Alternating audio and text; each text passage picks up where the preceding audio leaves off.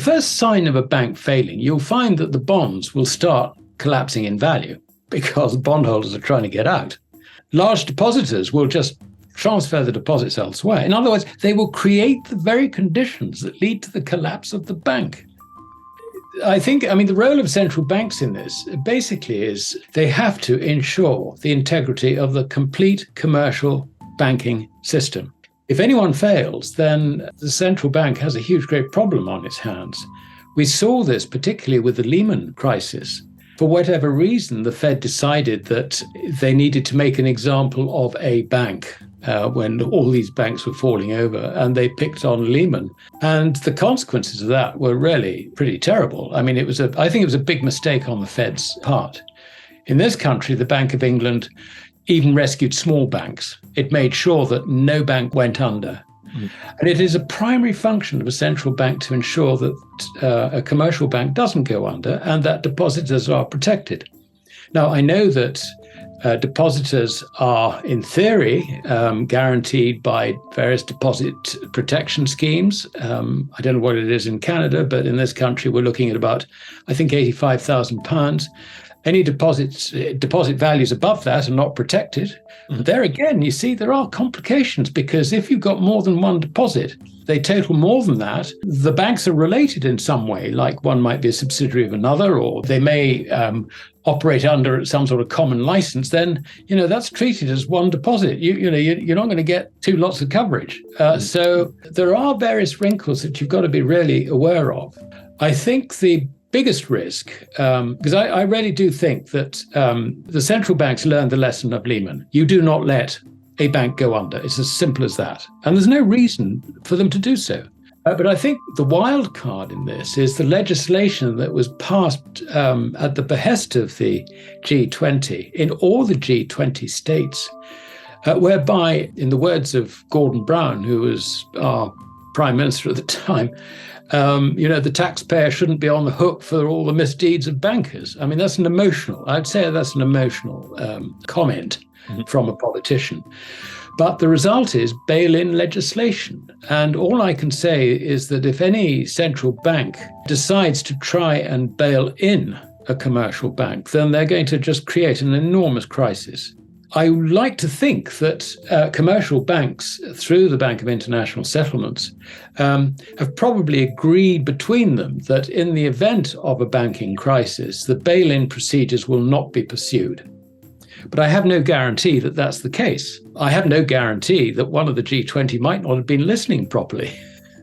Define what a bail-in is for people that might not be familiar with that word. Yes, sure. Well, a bailout is simple. Let's start with that. And a bailout basically is central bank basically takes on board all the losses of a failing bank, whether it puts it into a bad bank or, sort of restructures it somehow. But the point is that all deposits are guaranteed.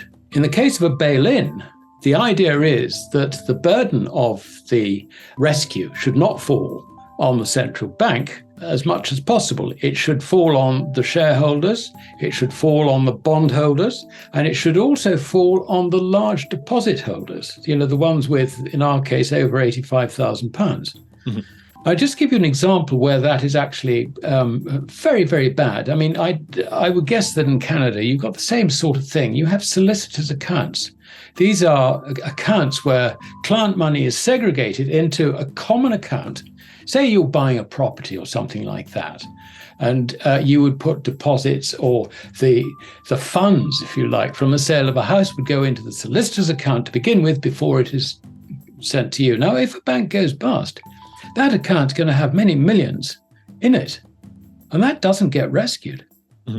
So you could find that you're caught in the middle of this really nasty situation. There is every reason why this bailout procedure should actually go ahead. Otherwise it's just too messy. But bail-ins, the first sign of a bank failing, you'll find that the bonds will start collapsing in value because bondholders are trying to get out.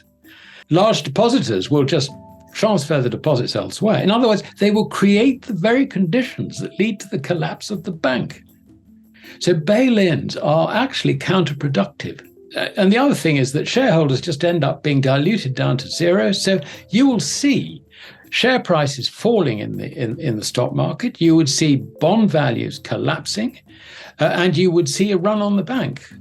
And it's interesting, if you look at the recent history of Credit Suisse, most of these things have been evident there. I mean, Credit Suisse hasn't officially been bailed out, but I think unofficially there has been a lot of work going on in the background to ensure that that bank didn't fail, including persuading some very large shareholders from the Middle East, for example, to support the bank. And I think if the bank can be supported, it is a wonderful opportunity, perhaps, for some of these, let's say Middle Eastern potentates, who want actually to own their own bank in Switzerland. I mean, I would have thought there's some attractions for that. So I think that rescue is probably going to be successful.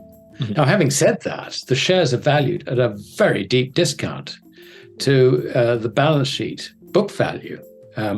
I calculated at the worst, it was something like 20% of book value. I mean, that's an 80% discount. You only get that if the market's in effect saying this bank's bust. Mm-hmm. There are various other banks in Europe on a similar rating, not quite as bad as that, but similar rating. So we're looking at a system where these risks are judged by the market to be actually quite real. Of course, in a bailout, you find that the shareholders actually do lose. I mean, it's as simple as that. They get just diluted right down. They lose in either case. It's really the treatment of the bondholders and the large depositors, which is the difference between a bailout and a bail-in. But Tom, there's something else I would add to this, and that is that thanks to all the quantitative easing, the central banks, all the major central banks have accumulated very large quantities of bonds on their books. In the case of the Bank of Japan, they've also got real estate investment trusts. They've got ETFs representing equities. I mean, but they've been doing it since the year 2000. I mean, this is very substantial. The result is that the fall in markets, the result of rising interest rates, has really wiped out all the central banks' equity.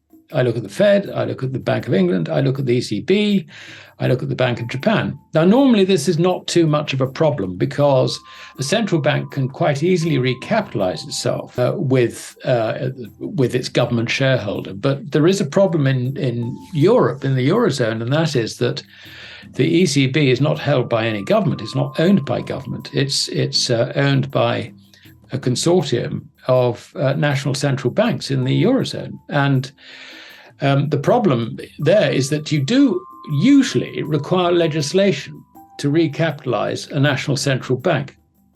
And I can just imagine the conversation in the Bundestag as some pesky politician actually says, now, hold on a minute.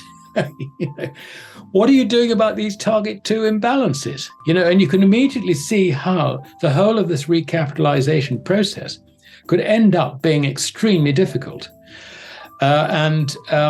So I think the danger, to my mind, is probably, and there's no guarantee I'm right in this, but probably more with the central banking network than it is with the commercial banking network. I'm assuming that the central banks will do everything they can to bail out any failing commercial banks.